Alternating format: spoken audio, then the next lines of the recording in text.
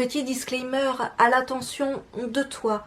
Oui, toi qui as cliqué sur cette vidéo parce que tu penses pouvoir repartir avec des mangas d'occasion en très bon état et vraiment pas cher, qui, au vu du titre de cette vidéo, t'apprête déjà à écrire ton commentaire pour me demander quelles sont les séries que je revends et à quel prix, je t'invite d'ores et déjà et avec toute ma sympathie à quitter cette vidéo et à ne pas poster ce commentaire complètement inutile qui sera supprimé dès que je le verrai. Voilà, allez vas-y. J'espère vraiment ne pas avoir ce genre de commentaires sous cette vidéo, mais je me dis qu'en postant une vidéo avec un titre pareil, fatalement, il y en a qui vont juste cliquer dans le but de savoir si je revends mes tomes de Hunter x Hunter, mes Junji Ito, bref, quoi que ce soit. J'ai reçu pas mal de commentaires déjà dans ce sens-là, quand j'ai commencé à dire sur les réseaux sociaux que justement je revendais mes mangas. Et non, voilà, je vais couper court encore une fois à ce sujet. Pour le moment, du moins, je ne revends pas mes mangas à des particuliers. Je passe par de la vente de gros via des librairies. C'est pas vraiment le truc aujourd'hui de vous faire une vidéo pour vous dire comment je revends mes mangas. Je pense que vous avez déjà beaucoup de vidéos à ce sujet pour vous dire que vous avez Gilbert Joseph, Momox, certaines librairies qui vont vous reprendre vos mangas en masse, même si les trois quarts du temps, ça va être à très petit prix. Pour simple information, je revends mes mangas qui sont pratiquement neufs, vu que la plupart du temps, je ne les ai lus qu'une seule fois, voire parfois pas lus du tout. Je les revends à 1 € pièce. Donc je ne me fais absolument pas des 100 et des 1000 avec mes reventes et ce n'est de toute manière pas mon but. Si je fais cette vidéo aujourd'hui, c'est pour ouvrir une discussion, ouvrir un débat au sujet du fait de pourquoi on revend parfois ces mangas. Quelle est la démarche, quelle est la volonté derrière? Alors, pour certaines personnes, ça va être simplement la volonté de faire une rentrée d'argent pour pouvoir ainsi acheter de nouveaux mangas. Comme je l'ai dit, pour moi, ce n'est pas du tout mon cas. Et pour celles et ceux qui se demanderaient si l'argent que je récupère de ces ventes, c'est pour le réinvestir dans de nouvelles séries, sachez juste que ce n'est pas le cas. C'est de l'argent que je mets de côté, dans l'optique peut-être un jour, je sais pas, de financer un voyage au Japon, on va dire quelque chose comme ça. C'est de l'argent que je mets de côté. Mon budget manga par mois n'a pas bougé, même si j'essaye d'acheter beaucoup moins de mangas. Je sens que cette vidéo va être hyper décousue. Je m'en excuse d'avance. Je comptais l'écrire à la base et puis finalement je me suis dit que j'allais la faire de manière un peu plus spontanée et vous dire tout simplement ce qu'il en est, ma manière de voir les choses, et encore une fois c'est juste pour engager une discussion après avec vous en commentaire. Ce n'est pas pour dire qui a raison et qui a tort, parce que clairement personne n'a raison et personne n'a tort dans cette histoire, c'est simplement des points de vue différents. J'ai décidé de faire cette vidéo pour vous expliquer quel est mon cheminement de pensée, comment j'en suis arrivée à la nana qui gardait absolument tout chez elle, qui ne pouvait absolument rien revendre, et ça ne s'appliquait pas qu'aux livres d'ailleurs, à la fille qui finalement a décidé de faire du tri dans ses affaires et a commencé à se séparer de certaines choses, notamment de ses mangas. Je m'excuse par avance si j'ai du mal à trouver mes mots, mais encore une fois c'est une vidéo qui est très spontanée, vous l'aurez compris. Donc déjà il faut savoir qu'avant 2017, même avant 2016, parce que je crois que j'ai commencé à revendre un petit peu des mangas à des abonnés justement en 2016, mais ça a vraiment pas duré très longtemps. Je n'avais jamais envisagé de revendre un jour mes livres. Jusque là j'étais quelqu'un qui était très attaché à ses affaires, mais genre hyper trop attaché maladivement à ses affaires. C'est quelque chose qui m'a souvent été reproché par ma famille dans le passé, c'est-à-dire que vraiment ça touchait pas seulement les livres, ça touchait les vêtements et toutes sortes de choses que je pouvais garder chez moi, même des choses qui ne fonctionnaient plus ou dont je n'avais plus l'utilité, je les conservais au cas où un jour ça me serve. Et devinez quoi, ça m'a jamais servi et ces choses-là ont fini à la poubelle. Donc à l'époque, j'arrivais tellement pas à faire du tri, ne serait-ce que dans mon maquillage, dans mes vêtements, dans certains trucs qui traînaient inutilement. C'était ma maman qui s'occupait de faire le tri à ma place, un petit peu forcé, un petit peu dans mon dos quand je me rendais pas compte, et parfois je me rendais même pas compte qu'elle jetait certaines choses. Comme vous le savez, ma maman n'est plus là et c'est à présent à moi de faire le tri de mes affaires, et ça m'a fait un petit peu je sais pas, un déclic, vraiment le déclic il a eu lieu l'année dernière en début début 2017, où je me suis rendu compte que côté manga, ça le faisait pas du tout. Mais genre pas du tout. C'est-à-dire que j'étais pratiquement arrivée à 5000 mangas. Et je sais que quand je dis ça, il y en a beaucoup qui m'envient, qui me disent attends, moi j'ai même pas 100 mangas en ma possession, je rêverais d'en avoir autant que toi. Ça fait rêver d'avoir des grandes mangathèques remplies. Je suis d'accord. Pendant très longtemps, quand j'ai commencé ma collection, pour rappel, j'ai commencé à acheter des mangas il y a environ 11-12 ans maintenant. Donc ça date un petit peu. J'avais vraiment dans l'idée d'avoir une immense bibliothèque, style la bibliothèque de la Bête dans La Belle et la Bête, le truc avec des étages entiers, des pièces entières remplies de livres. Et c'était vraiment pour moi un rêve complètement fou, complètement idéaliste, mais un objectif plus ou moins de collectionner beaucoup de livres. Cette envie de collection, elle est restée. Mais à travers les années, vous vous en doutez, il y a environ 10-12 ans, on n'avait pas tous les youtubeurs manga, les blogs, la communication sur internet, voilà, de s'échanger nos avis au sujet tout simplement de nos lectures. Et du coup, mes achats, je les faisais avec mes copines. Darling, si tu passes par là, on se motivait les unes les autres pour acheter nos mangas avec ce que les unes et les autres découvraient entre temps. C'est ce qui a fait qu'au final, je me suis retrouvée avec pratiquement 5000 mangas. Mais dans ces 5000 mangas, il y avait beaucoup de choses qui au fil des années ne me correspondaient plus. C'est-à-dire des mangas que j'avais achetés à un instant T. À cet instant T, il y avait quelque chose qui m'avait attiré, alors soit c'était tout simplement parce qu'une amie me l'avait recommandé, soit parce que j'avais bêtement flashé sur la couverture, chose que je ne fais absolument plus d'ailleurs, c'est juste d'acheter un manga par rapport à sa couverture. En fait, je me suis retrouvée avec plein de titres, certes beaucoup de choses, hein, c'était très varié. Si vous pouviez voir, vous avez toujours le lien d'ailleurs de ma collection sur Manga News que je mets tout le temps à jour dans la barre d'infos si vous voulez voir justement l'état de ma collection. Du fait d'acheter un peu tout n'importe quoi, parce qu'à l'époque, eh bien, je ne m'y connaissais pas du tout, du coup je tâtonnais dans chacun des genres, des types de mangas, je me suis retrouvée à accumuler des trucs quoi. J'étais vraiment consciente le jour où j'ai acheté ça, on m'a forcé, on m'a drogué, non il y avait un truc, c'est pas possible, j'ai pas acheté ça, je l'ai pas payé avec ma carte bleue, non il y a quelque chose, il s'est passé quelque chose. Un manga que vous allez acheter à un instant T, qui va vous plaire pour telle et telle raison, que vous allez lire sur le moment ou lire beaucoup plus longtemps après, des années plus tard, peut-être qu'il ne correspond plus à ce que vous avez envie de lire, à ce que vous aimez. Je veux dire, il y a des titres, alors ça vaut aussi bien avec les livres, avec les films, avec la musique, avec l'art de manière plus générale, des choses qu'on aime quand on est plus jeune, et une fois adulte, quand on se souvient que c'était un coup de cœur, on veut relire ou revoir le film ou quoi que ce soit, on se rend compte, mais en fait c'est bourré de défauts ou de choses qu'on n'apprécie pas du tout avec sa vision d'adulte.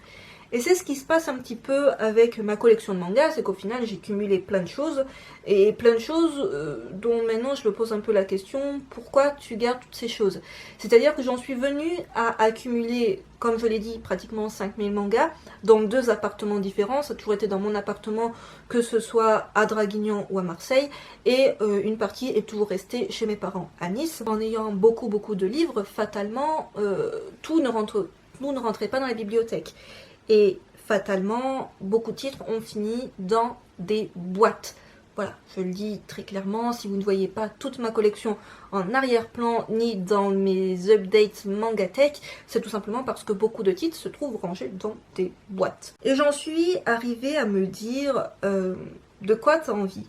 T'as envie d'avoir 5000 mangas avec, grosso modo, les 2/3 qui ne te correspondent plus, qui ne te plaisent plus en tant qu'adulte, que tu ne reliras pas, que tu ne conseillerais pas, que tu ne te rappelles même plus de quoi ça parle, parce que parfois on en est à ce point-là quand même, ou est-ce que tu as envie d'avoir beaucoup moins de mangas, d'avoir finalement simplement une mangatech qui te ressemble à l'heure d'aujourd'hui, c'est-à-dire une mangatech que je pourrais regarder en me disant tous les titres qu'il y a.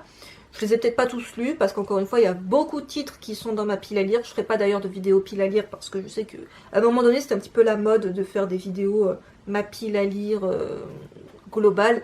Et moi, je vois pas l'intérêt de lister tout simplement des mangas que j'ai pas encore lus. Visualiser une mangatech plus petite, avec beaucoup moins de titres.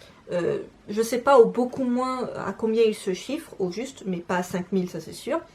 Mais avec des titres que je vais tous conseiller, que j'ai envie de lire, de relire, et que j'ai envie de conserver tout simplement très précieusement. Nota bene, mais Junji Ito en font partie, parce que je sais que j'ai reçu quand même 2 fois le commentaire pour me demander si mes Junji Ito étaient à vendre.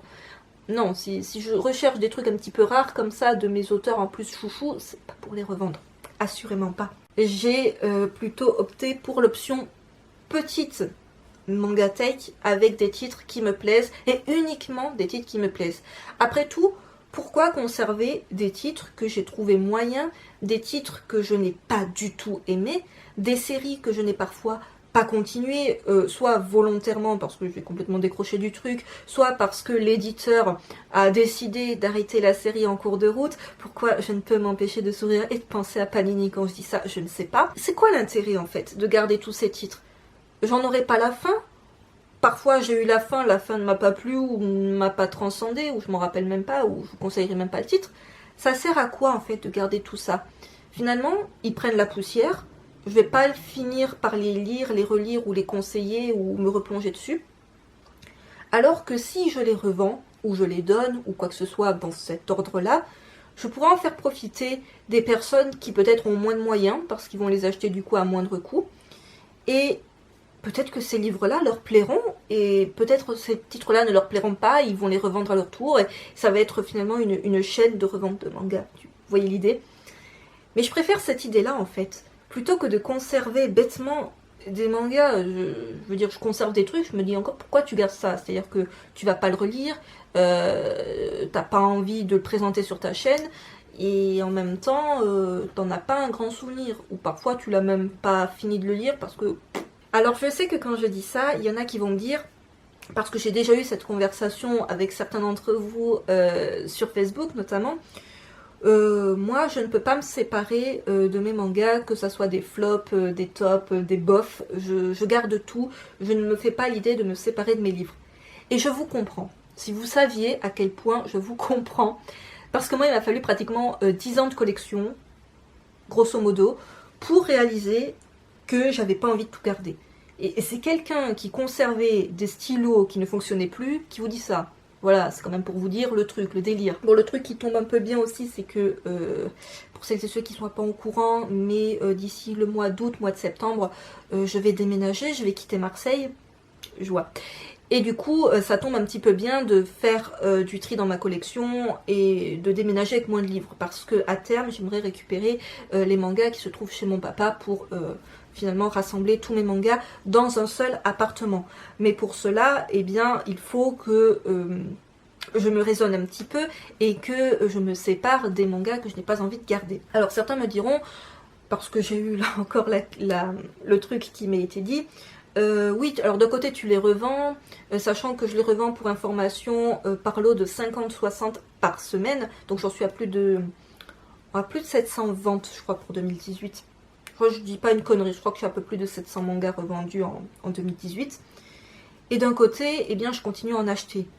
Bah, les mangas ça reste ma passion, c'est pas parce que j'ai décidé de les revendre que je n'aime plus ça, que je n'ai plus envie de découvrir de nouvelles séries, mais au fur et à mesure que vous lisez des mangas, que vous découvrez des nouveaux styles, des nouveaux mangaka, des nouveaux genres et tout, vos goûts s'affinent au fil des années et vous arrivez à cibler plus facilement un manga que vous allez aimer d'un manga qui assurément va être une déception très rapidement. Au fil des années, je me rends compte, tout simplement, vu que je note un petit peu tout ce que j'achète, ce que je dépense, tout ça, je tiens tout par écrit à l'ancienne, je me rends compte que j'achète nettement moins de mangas qu'avant.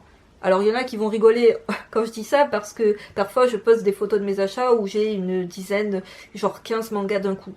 Bah oui, en même temps j'ai pas mal de séries toujours en cours et j'ai surtout pas mal de retard vu que, pour rappel, l'année dernière j'ai arrêté d'acheter des mangas pendant pratiquement 3 mois. Le truc c'est pas que je veux m'arrêter, je pourrais pas m'arrêter pour le moment parce que c'est une passion, c'est un plaisir, c'est un des rares plaisirs que je m'autorise d'ailleurs. J'ai envie de garder seulement ce qui me tient à cœur. Les titres que j'ai envie, voilà, j'aimerais avoir dans l'idéal une seule pièce pour tout conserver. Peut-être pas seulement une mangatech comme ça, parce que ça va être genre impossible, mais genre une seule pièce, que ça puisse tenir dans un seul appartement et que ça tienne pas dans des boîtes. Et en fait, arriver à jongler dans ces bibliothèques, c'est-à-dire quand il y a, j'ai pas envie de dire quand il y a plus de place, de faire de la place, mais de petit à petit, arriver à ne plus faire ce gros tri comme je suis en train de le faire, mais à le faire au fil des mois. C'est-à-dire de me dire de temps en temps, bon, ben ça, après tout, est-ce que tu vas le relire? Non. Est-ce que tu l'as aimé? Bof. Est-ce que tu le conseilles? Pourquoi tu le gardes? Ça vient comme un déclic. C'est-à-dire, faut pas forcer le truc. Ça m'est venu comme un déclic de me dire, pourquoi, en fait? Pourquoi? Il y a des personnes pour qui avoir une immense bibliothèque avec toutes sortes de mangas, même des mangas qu'ils n'ont pas aimé ou qu'ils n'ont que moyennement aimé, ça leur convient. Et c'est cool. Il y a des personnes, maintenant comme moi, qui n'ont envie que de garder seulement les titres qu'ils ont vraiment beaucoup aimés, les petits chouchous, les intemporels, voilà, les trucs qu'on peut relire 10 ans après, c'est toujours le même coup de cœur, les titres qu'on a envie de transmettre ou qui justement transmettent un beau message. Et c'est très cool aussi. Il n'y a pas de bons ou de mauvais collectionneurs de mangas. Chacun collectionne à sa façon, chacun conserve ce qu'il veut et fait ce qu'il veut des mangas qu'il a acheté. Il y en a qui me poseront la question, mais t'as pas peur d'avoir des regrets, de revendre aujourd'hui un petit peu en masse plein de titres et après de regretter de les avoir vendus un petit peu comme ça sur un coup de tête? Parce que oui, je ne fais pas de liste, je prépare pas une liste, juste je regarde un petit peu chaque semaine ce que j'ai envie de revendre dans mes étagères ou dans les boîtes. Je me dis bon, ça repart, mais je me pose pas plus de questions à ce sujet. Et le truc des regrets, c'est quelque chose qu'on m'a plusieurs fois signalé en message privé ou en commentaire, en me disant mais t'as pas peur de dire zut, finalement j'aurais pas dû, maintenant j'ai envie de racheter la série. Je vous dirais simplement que si j'ai des regrets actuellement dans ma vie, des regrets qui m'empêchent clairement de dormir, c'est pas des regrets qui concernent les mangas. Voilà, je pense que vous savez à quoi je fais allusion, mais j'ai pas de regrets concernant quoi que ce soit de matériel. Je vous souhaite pas d'avoir des regrets pour du matériel, parce que c'est pas ça le plus important.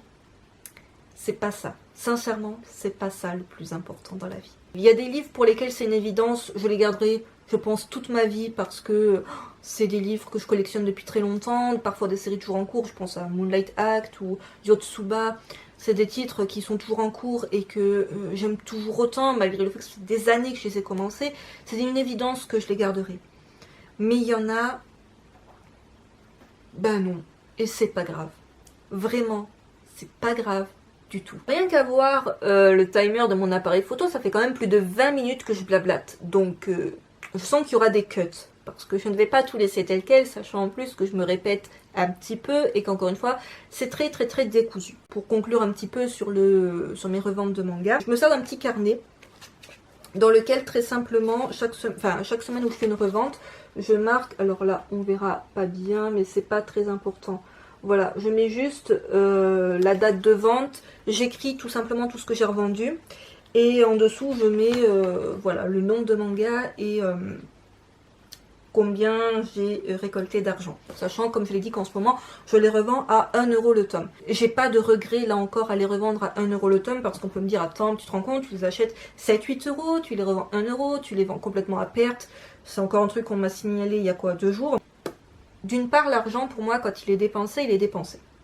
À un instant T, encore une fois, j'ai voulu me faire plaisir, ou on a voulu me faire plaisir, et j'ai acheté, ou on m'a acheté des mangas. Sur le moment, j'en avais envie, c'est mon petit plaisir, encore une fois, c'est mon péché mignon, c'est de m'acheter chaque semaine des livres. Si je peux récolter un petit peu d'argent en revendant des mangas, c'est cool. Plutôt que de les donner et de récolter 0. 1 euro, ça me suffit. Et encore une fois, je vais enchaîner sur une note pas très joyeuse, mais l'argent, on n'embarque pas de l'autre côté. Je suis un petit peu du genre à profiter du moment présent, à me dire, t'as envie de te faire plaisir, t'as envie d'acheter ça, ok, c'est peut-être pas raisonnable parce qu'après tu vas finir le mois en bouffant des pâtes. Ben je finis le mois en bouffant des pâtes. Ça me pose pas trop de soucis, pas plus que ça en tout cas. Et sur le moment, je me suis fait plaisir, j'ai acheté les livres qui me faisaient plaisir, qui me remontaient le moral, qui me permettent de me détendre un petit peu après le boulot. Voilà, c'est une question de point de vue. Je reviens à ce foutu carnet. Quand je vous disais que la vidéo était décousue, c'était pas des blagues, dans lequel je note tout simplement, dans le bon sens c'est mieux, les mangas que je revends et combien j'en ai revendu par semaine. Ça permet justement de me rendre compte combien j'en revends dans le mois. Après je me sers du petit carnet que vous avez très souvent vu si vous me suivez sur les réseaux sociaux, dans lequel je note toutes les lectures que je fais, je les classe pas après, je mets combien de yaoi j'ai lu, combien de shonen, etc. Et je note également combien de mangas j'achète et combien de mangas je revends dans le mois. Ça me permet d'avoir un petit aperçu de combien ma mangatech, finalement ma collection, diminue. Parce que oui, moi j'ai une collection qui diminue, je fais dans l'originalité. La plupart des gens ont des collections qui ne font qu'augmenter au fil de leurs achats. Et la mienne en fait, eh bien, diminue parce que je revends beaucoup plus que ce que j'achète. Au mois de janvier, j'ai acheté 42 mangas, j'en ai revendu 110. Au mois de février, j'en ai acheté 86, j'en ai revendu 170. Voilà, c'est pour vous donner un ordre d'idée. J'aime bien tout, c'est moi qui aime bien tout noter par écrit. Et j'ai un troisième cahier dont on s'en fout complètement, mais je le montre quand même parce qu'il est vachement joli pour écrire mes vidéos. Voilà, mais celle-ci, celle-ci n'est pas dans ce cahier, donc vous l'aurez compris. Franchement, s'il continue de pleuvoir autant, je vais finir par voir Noé passer avec son arche. Là, c'est... Cette vidéo était complètement faite un petit peu à l'arrache. Ça fait un moment qu'elle me trottait dans la tête, mais je savais pas trop comment la faire. Je voulais juste vous parler de ça et pas débattre, mais juste discuter sur ce sujet-là avec vous en commentaire, plutôt simplement que sur les réseaux sociaux, parce que vous êtes finalement très peu à me suivre sur les réseaux sociaux comparé à YouTube. J'en profite pour faire mon auto-promo, mais le blog a repris du service. Vous savez, ce blog, ce truc mystérieux qui est né il y a déjà quelques années, même avant d'avoir débuté ma chaîne YouTube, et qui refait surface à peu près 1 ou 2 fois par an. Ben voilà, c'est la première fois cette année qu'il qui repop. J'ai décidé de faire un article dans lequel je regroupe, alors là voilà, on s'éloigne complètement du sujet de cette vidéo, on sort du côté je revends mes mangas et là on s'intéresse à je chronique des mangas. J'en ai déjà parlé dans ma vidéo justement sur mon retour sur YouTube. Depuis le mois de janvier, j'ai commencé à faire des micro-chroniques sur Facebook et Twitter au fil de mes lectures. C'est-à-dire je lis un manga, bon, je fais pas ça sur toutes mes lectures, mais sur mes principales lectures. Je poste quelques photos, couvertures et illustrations, et je vous dis en quelques mots pourquoi je l'ai aimé ou je ne l'ai pas aimé. J'ai commencé à faire ça au mois de janvier, et depuis je continue au fil de mes lectures, sauf pour certains titres. Voilà, par exemple, je ne l'ai pas fait pour The Promised Neverland, parce que j'ai fait une vidéo, donc on va pas se répéter non plus. Il m'est venu la réflexion ce matin que au fil des mois, eh bien, il y a beaucoup moins de visibilité sur tout ce que j'ai pu micro-chroniquer sur les réseaux sociaux. Et du coup, je vous le donne dans le mille, j'ai décidé de faire un premier article récapitulatif sur le premier trimestre 2018, dans lequel j'ai tout bonnement copié-collé mes chroniques, micro-chroniques, donc Facebook, Twitter, qui sont les mêmes sur Facebook, Twitter, sauf que parfois sur Facebook, je développe un petit peu plus. Sur Twitter, on a toujours ce problème de limite par rapport au caractère. J'ai juste reclassé par yaoi, shoujo, shonen, seinen, pour que vous puissiez avoir des mini-avis. Voilà, c'est toujours un petit bonus si jamais vous ne suivez pas sur les réseaux sociaux. Si vous prenez ces petits articles en cours de route, que peut-être vous en avez loupé parce que vous ne pouvez pas non plus tout voir sur Facebook et Twitter. Donc j'ai décidé de tout regrouper tous les 3 mois en fait. De vous faire un article tous les 3 mois qui regroupe tout ça. Donc si vous me suivez assidûment sur Twitter et Facebook, bah, c'est de la redite. Mais si justement vous dites tiens, est-ce qu'elle avait parlé de ce titre-là, est-ce qu'elle l'a lu ou pas, eh bien c'est un petit rappel rapide de ce que j'ai pensé de ces titres. Donc je vous glisse le lien de l'article dans la barre d'informations si jamais cela vous intéresse. Et je continue d'ailleurs sur les réseaux sociaux à vous partager à travers ces micro-chroniques. Donc là par exemple, juste avant de faire cette vidéo, j'ai partagé mon avis au sujet de ce très très bon one-shot qui est Labradoressence, qui est un très très bon yaoi que je vous recommande. Et lundi, donc demain, je vous posterai un avis sur ces 2 titres-là qui sont mes 2 lectures en cours de cet après-midi. Donc voilà, je fais pas beaucoup de vidéos, j'aimerais faire une vidéo par semaine, mais parfois moralement ça le fait pas, ou je suis fatiguée ou quoi que ce soit. Mais en tout cas, j'essaye toujours d'être présente sur les réseaux sociaux pour justement vous partager mes dernières lectures et vous donner envie ou pas de découvrir ces mangas. Je pense avoir tout dit. c'est définitivement parti dans tous les sens et je m'en excuse pour celles et ceux que ça dérange. Donc n'hésitez pas à me dire dans les commentaires, eh bien tout simplement, si vous aussi vous revendez vos livres, vos mangas plus précisément, si vous les revendez depuis très longtemps, par quelle plateforme vous les revendez, si c'est en ligne, si c'est via une librairie, si c'est au particulier, comment vous vivez avec votre Mangatech. Si vous revendez, si vous ne revendez pas, ce que vous pensez de ce sujet. Et encore une fois, je sais, je me répète, mais s'il vous plaît, ça ne sert à rien de poster des commentaires sous cette vidéo pour savoir si je revends telle ou telle série ou quelle série je compte revendre ou j'ai déjà revendu. Si vous voulez voir l'évolution de ma collection, vous avez le lien de ma collection sur Manga News qui est tout le temps mise à jour. Donc vous avez le lien dans la barre d'infos, mais je ne vais pas commencer à répondre à qu'est-ce que j'ai revendu, qu'est-ce que je compte revendre.